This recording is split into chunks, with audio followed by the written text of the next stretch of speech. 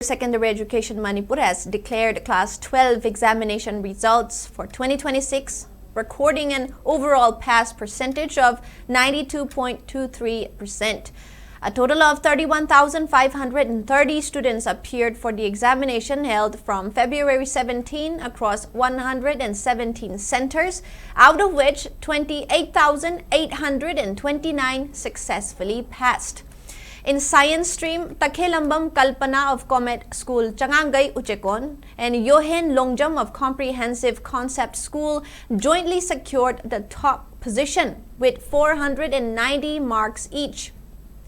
In Art Stream, Sarangthem Ayingbi of Enlightened Knowledge Higher Secondary School topped with 470 marks, while in Commerce Stream, Toyhen Bathongam of CC Higher Secondary School, a government institution, secured first position with 454 marks.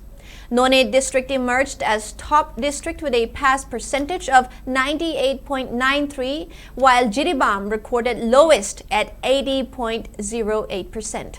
The examination was appeared by 23,146 students in Science Stream, 7,697 in Arts, and 687 in Commerce Stream.